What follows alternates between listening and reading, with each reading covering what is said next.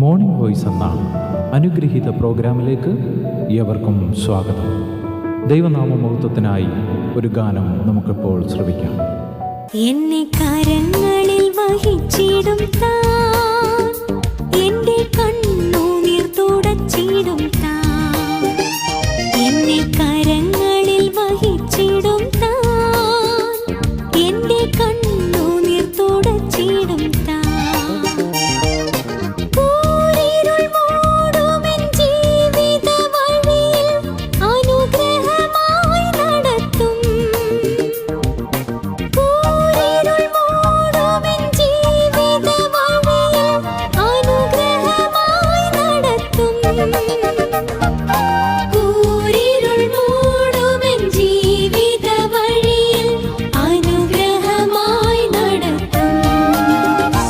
എത്ര നല്ലവനേശു പരൻ, മിത്രമാണെനിക്കെന്നുമവൻ. ഇന്ന് വചനത്തിൽ നിന്ന് നമ്മോട് സംസാരിക്കുന്നത് കർത്താവിൻ്റെ ശ്രേഷ്ഠദാസൻ കുഞ്ഞുമോൻ തോട്ടപ്പള്ളി. പ്രാർത്ഥനയോടെ ധ്യാന ചിന്തകൾ ശ്രവിക്കാം. ദൈവനാമത്തിന് മഹത്വം ഉണ്ടാകട്ടെ. അപ്പോസ്തല പ്രവൃത്തികളുടെ പുസ്തകം 10-ാം അധ്യായത്തിൻ്റെ 44 മുതൽ 48 വരെ ഞാൻ വായിക്കുന്നത് ശ്രദ്ധിച്ചാൽ, ഈ വാക്കുകളെ പത്രോസ് പ്രസ്താവിക്കുമ്പോൾ തന്നെ വചനം കേട്ട എല്ലാവരുടെ മേലും പരിശുദ്ധാത്മാവ് വന്നു. അവർ അന്യഭാഷകളിൽ സംസാരിക്കുന്നതും ദൈവത്തെ മഹത്വീകരിക്കുന്നതും കേൾക്കയാൽ പത്രോസിനോട് കൂടെ വന്ന പരിച്ഛേദനക്കാരായ വിശ്വാസികൾ പരിശുദ്ധാത്മാവ് എന്ന ദാനം ജാതികളുടെ മേലും പകർന്നത് കണ്ട് വിസ്മയിച്ചു. നമ്മെപ്പോലെ പരിശുദ്ധാത്മാവ് ലഭിച്ച ഇവരെ സ്നാനം കഴിപ്പിച്ച് കൂടാതെ വണ്ണം വെള്ളം വിലക്കുവാൻ ആർക്ക് കഴിയും എന്ന് പറഞ്ഞു പത്രോസ് അവരെ യേശുക്രിസ്തുവിന്റെ നാമത്തിൽ സ്നാനം കഴിപ്പിപ്പാൻ കൽപ്പിച്ചു. അവൻ ചില ദിവസം അവിടെ താമസിക്കണം എന്ന് അവർ അപേക്ഷിച്ചു. ഒരു പ്രത്യേക ദർശനം പത്രോസിന് താൻ യോപ്പയിൽ തോൽക്കോലിനായ ശിമോന്റെ വീട്ടിൽ പാർക്കുന്ന സമയത്ത് ഉണ്ടായി. അതേ സമയത്ത് കൈസരിയിൽ പട്ടാളമേധാവിയായിരുന്ന കൊർന്നല്യോസിനും ഒരു ദൈവദൂതന്റെ ദർശനമുണ്ടായി.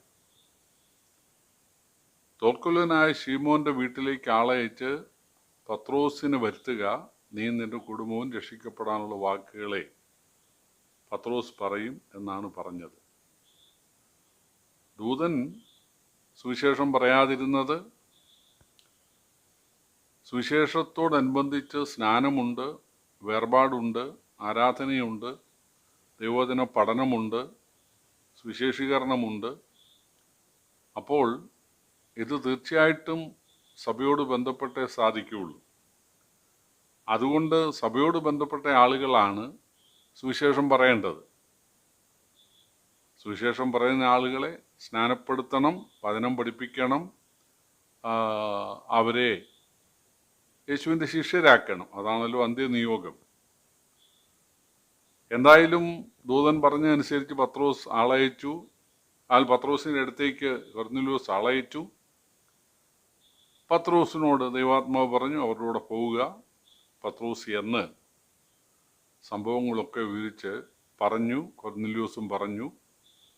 ആ കുടുംബത്തോടും അവിടെ കൂടി വന്ന ആളുകളോടുമെല്ലാം പത്രോസ് യേശുവാണ് ദൈവം, യേശു മനുഷ്യനെ രക്ഷിക്കുവാനായി വന്നു, മനുഷ്യൻ്റെ നരകമേറ്റ് മരിച്ചിട്ട് ഉയർത്തെഴുന്നേറ്റു, ആ യേശു ഞങ്ങളോട് കൽപ്പിച്ചു, നിങ്ങൾ പുറപ്പെട്ട് സകലരോടും പോയി സുവിശേഷം പറയണം, വിശ്വസിക്കുന്നവരെ സ്നാനപ്പെടുത്തണം. അങ്ങനെ യേശുവിനെ വിശ്വസിക്കുന്ന ആളുകൾക്ക് പാപമോചനം ഉണ്ടാകും, അവരുടെ ജീവിതത്തിന് വ്യത്യാസം ഉണ്ടാകും, ദൈവം അവരെ അംഗീകരിക്കും. ആ സുവിശേഷമൊക്കെ പത്രോസ് പറഞ്ഞുകൊണ്ടിരിക്കുമ്പോൾ തന്നെ ഈ വചനം കേട്ട അല്ലെങ്കിൽ വചനം കേട്ട് വിശ്വസിച്ച എല്ലാവരുടെ മേലും ആത്മാവ് വന്നു എന്നാണ് ഇവിടെ എഴുതിയിട്ടുള്ളത്. ഈ മേലും എന്നുള്ളത് ശ്രദ്ധേയമാണ്. പരിശുദ്ധാത്മാവ് ഭൂമിയിലേക്ക് വരും, എന്ന് യേശു പറഞ്ഞു, അല്ലെങ്കിൽ പിതാവ് അങ്ങനെ പഴയ നിയമത്തിൽ വാഗ്ദാനം ചെയ്തിട്ടുണ്ടായിരുന്നു. പക്ഷേ അതിന് 2 തലങ്ങളുണ്ട്. യെഹെസ്കേൽ 36 അധ്യായത്തിൽ പരിശുദ്ധാത്മാവ് മനുഷ്യൻ്റെ ഉള്ളിലേക്ക് വന്ന് എൻ്റെ ചട്ടങ്ങളിൽ അവരെ നടക്കുമാറാക്കും, കല്ലായ ഹൃദയം മാറ്റി മാംസളമായ ഹൃദയം ഞാൻ അവർക്ക് നൽകും, ആത്മീക ജീവിതത്തിന് എൻ്റെ ആത്മാവ് അവരെ സഹായിക്കും. അതാണ് യെഹെസ്കേലിലൂടെ ദൈവം വാഗ്ദാനം ചെയ്തത്. എന്നാൽ യോവേൽ 2:28 എഴുതിയിട്ടുള്ളത് ഇതിൻ്റെ ശേഷം, അല്ലെങ്കിൽ ഈ ന്യായപ്രമാണ കാല ശേഷം, അല്ലെങ്കിൽ അന്ത്യകാലത്ത് സകല ജഡത്തിൻ്റെ മേലും എൻ്റെ ആത്മാവിനെ പകരും. സകല ജഡത്തിൻ്റെ മേലും എന്ന് പറഞ്ഞാൽ യഹൂദൻ്റെ മേലും പുറജാതിയുടെ മേലും. മാത്രവുമല്ല, നിങ്ങളുടെ പുത്രന്മാർ ദർശനങ്ങളെ കാണും, സ്വപ്നങ്ങളെ കാണും, പ്രവചിക്കും. അപ്പം അതൊക്കെ കൃപാവരങ്ങളുടെ കാര്യമാണ്. അപ്പോൾ യോവേലിൽ പരിശുദ്ധാത്മാവ് മേൽ വരും എന്നാണ് പറഞ്ഞത്. ദാസന്മാരുടെ മേലും ദാസിമാരുടെ മേലും. അത് പുറജാതികളുടെ കാര്യമാണ്. അപ്പോൾ യെഹെസ്കേലിൽ ഉള്ളിൽ വരുന്ന കാര്യം ആത്മീയ ജീവിതത്തിന്, യോവേലിൽ മേൽ വരുന്ന കാര്യം കൃപാവരങ്ങൾക്ക്. പരിശുദ്ധാത്മാവ് മേൽ വരിക എന്ന് എഴുതിയിട്ടുള്ളത് കൃപാവരം നൽകുക, അല്ലെങ്കിൽ ശക്തി നൽകുക, പ്രയോജനപ്പെടുത്തുക എന്നുള്ളതാണ്.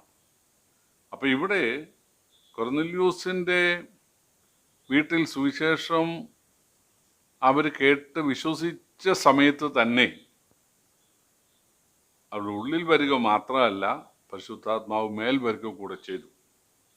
ആത്മീക ജീവിതത്തിനായിട്ട് അവരുടെ ഉള്ളിൽ വന്ന പരിശുദ്ധാത്മാവാൻ ദൈവം അവർക്ക് കൃപാവരം നൽകി.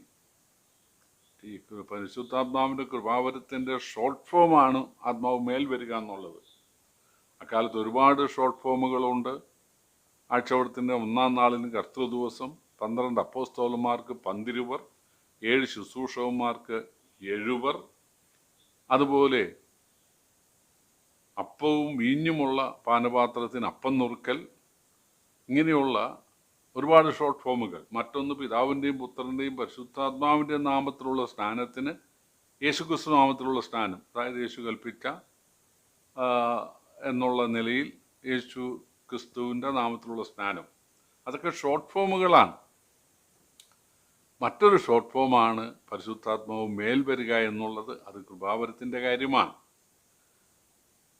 അപ്പം ഇവിടെ കൊർന്നല്യൂസിൻ്റെ വീട്ടിൽ സുവിശേഷം കേട്ട് വിശ്വസിച്ച സമയത്ത് തന്നെ അവരുടെ ഉള്ളിലും പരിശുദ്ധാത്മാവ് വന്നു, അല്ലെങ്കിൽ പരിശുദ്ധാത്മാവ് അവരുടെ ഉള്ളിൽ വന്ന് പരിശുദ്ധാത്മാവ് അവർക്ക് കൃപാവരം നൽകി. അതാണ് ആത്മാവ് മേൽ വരിക എന്നുള്ള ഷോർട്ട് ഫോമിൻ്റെ അർത്ഥം. അപ്പോൾ സംഭവിച്ചത്, അവർ അന്യഭാഷകളിൽ സംസാരിച്ച് ദൈവത്തെ മഹത്വപ്പെടുത്തി. അന്യഭാഷകളിലൂടെ അവർ ദൈവവചനമാണ് പറഞ്ഞത്. പെന്തക്കോസ്ത് നാളിലും 11 അപ്പോസ്തലന്മാർ ദൈവവചനമാണ് പറഞ്ഞത്, സുവിശേഷം.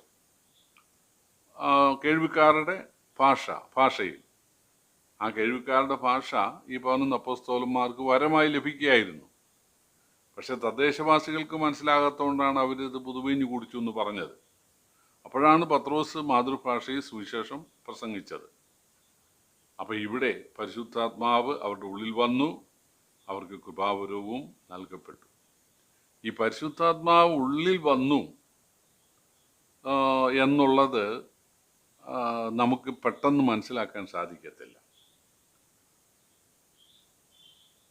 ആത്മാവിൻ്റെ ഫലം എന്ന് പറയുന്നത് സ്നേഹം, സന്തോഷം, സമാധാനം, ദീർഘക്ഷമ, ദയ, വിശ്വസ്ത, സൗമ്യത, പരോപകാരം, ഇന്ദ്രിയജയം. ഇത് കാലങ്ങൾ കൊണ്ട് മാത്രമേ, ഒരു വൃക്ഷത്തിൽ ഫലം ഉണ്ടാകുന്ന കാലങ്ങൾ കൊണ്ടല്ലേ, കാലങ്ങൾ കൊണ്ടേ മനസ്സിലാക്കാൻ സാധിക്കും.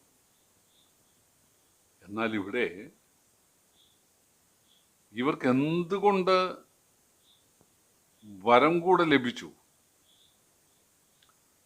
തീർച്ചയായിട്ടും അത് ഇവരെ സ്നാനപ്പെടുത്താം എന്നൊരുറപ്പിനായിരുന്നു. പത്രോസിനോട് കൂടെ പോയ ആളുകൾ ചോദിക്കുകയാണ്, നമ്മെപ്പോലെ, യഹൂദരായ നമ്മെപ്പോലെ പരിശുദ്ധാത്മാവ് ലഭിച്ച് ഒരേ സ്നാനം കഴിപ്പിച്ചു കൂടാതെ വെള്ളം വെൽക്കാൻ ആർക്ക് കഴിയും? അപ്പോൾ ഇതിനകത്ത് ഒരു സത്യമുണ്ട്. സഭയിൽ സാക്ഷ്യം പറയുന്ന എല്ലാവരും സ്നാനപ്പെടുത്തേണ്ട ആവശ്യമില്ല. പരിശുദ്ധാത്മാവ് ലഭിച്ചു എന്ന് ആ സഭയ്ക്ക് ബോധ്യം വരണം. അന്നത്തെ കാലത്ത് 1-ാം നൂറ്റാണ്ടിൽ വരവുണ്ടായിരുന്നു. എന്നാൽ ഈ കാലത്ത് പരിശുദ്ധാത്മാവിൻ്റെ ഫലമാണ്. അപ്പോൾ ജീവിതത്തിലെ വ്യത്യാസം അത് പ്രകടമാകണം. അങ്ങനെയുള്ള ആളുകളെ വേണം സ്നാനപ്പെടുത്തുവാൻ. എന്തായാലും പത്രോസിനോട് പറഞ്ഞു, നമുക്ക് ഇവരെ സ്നാനപ്പെടുത്താൻ ഒരു തടസ്സവും ഇല്ല കേട്ടോ, കാരണം നമ്മെപ്പോലെ പരിശുദ്ധാത്മാവ് ലഭിച്ചിരിക്കുന്നു. അപ്പോൾ പത്രോസ് ഇവർ യേശുക്രിസ്തു നാമത്തിൽ സ്നാനപ്പെടുത്തുക എന്ന് പറഞ്ഞു. അവിടെ പത്രോസ് അല്ല സ്നാനപ്പെടുത്തിയത്, അവരോട് പറയുകയാണ്, കൂടെ വന്നവരോട്. എന്തുകൊണ്ടാണ് യേശുക്രിസ്തുവിൻ്റെ നാമത്തിൽ, പിതാവിൻ്റെയും പുത്രൻ്റെയും പരിശുദ്ധാത്മാവിന്റെ നാമത്തിലല്ലേ സ്നാനം? പ്രിയപ്പെട്ടവരെ, അതിൻ്റെ ഷോർട്ട് ഫോമാണ് യേശുക്രിസ്തു നാമത്തിലുള്ള സ്നാനം എന്നുള്ളത്. നാമം എന്ന് പറഞ്ഞാൽ ദൈവത്വവും ദൈവത്തിൻ്റെ പ്രവൃത്തിയുമാണ്. അതായത് ദൈവമായ യേശു കൽപ്പിച്ച സ്നാനം, അതാണ് അതുകൊണ്ട് അർത്ഥമാകുന്നത്. പക്ഷേ സ്നാനം നടത്തിയത് പിതാവിൻ്റെയും പുത്രൻ്റെയും പരിശുദ്ധാത്മാവിൻ്റെ നാമത്തിൽ എന്ന് പറഞ്ഞുകൊണ്ടാണ്. എന്തായാലും പത്രോസ് അനുവദിച്ചു, അവരെ സ്നാനപ്പെടുത്തി. എന്തുകൊണ്ടാണ് ഈ പ്രസംഗം കേട്ട സമയത്ത് തന്നെ അവരുടെ ഉള്ളിലേക്ക് പരിശുദ്ധാത്മാവ് വന്നത് കൂടാതെ അവർക്ക് കൃപാവരം കൂടി ലഭിക്കാനിടയായത്? പത്രോസ് ചില ദിവസങ്ങൾ മാത്രം അവിടെ താമസിച്ചിട്ട് തിരിച്ചു പോരുകയാണ്. അപ്പോൾ ഈ സഭയുടെ, കൊർന്നേലിയോസിൻ്റെ വീട്ടിലെ ഈ സംഘത്തിൻ്റെ ശുശ്രൂഷകൾ, ലീഡർഷിപ്പ് അവർ തന്നെ ഏറ്റെടുക്കണം. അതിന് ഇന്ന ആളുകൾ യോഗ്യരാണ്, അവർക്ക് കൃപാവരം ഉണ്ട് എന്ന് പരിശുദ്ധാത്മാവിടെ അല്ലെങ്കിൽ ദൈവയുടെ തെളിയിക്കുകയാണ് ഉണ്ടായത്. കർത്താവ് നമ്മെ സഹായിക്കട്ടെ. കർത്താവിൻ്റെ വലിയൊരു നാമം വാഴ്ത്തപ്പെടുമാറാകട്ടെ. ഇതുവരെ ഞങ്ങളെ ശ്രദ്ധിച്ച എല്ലാവർക്കും വീണ്ടും വരുന്ന കർത്താവിൻ്റെ വിശുദ്ധമായ യേശുക്രിസ്തുവിൻ്റെ നാമത്തിൽ ഞങ്ങളുടെ സ്നേഹവന്ദനം അറിയിക്കുന്നു. കർത്താവ് നമ്മളെല്ലാവരെയും അനുഗ്രഹിക്കുമാറാകട്ടെ. ആമേൻ. എന്നെ വിളിച്ചവൻ വിശ്വസ്തനാ, എന്നും മാറാത്ത വല്ലഭനാ. എന്നെ വിളിച്ചവൻ വിശ്വസ്തനാ, എന്നും മാറാത്ത വല്ലഭനാ. ഇന്നെനിക്കാകയാൽ ആകുലമില്ല, മന്നവനെൻ തുണയാ. ഇന്നെനിക്കാകയാൽ ആകുലമില്ല, മന്നവനെൻ തുണയാ. ഇന്നെനിക്കാകയാൽ ആകുലമില്ല, മന്നവനെൻ തുണയാ. എത്ര നല്ല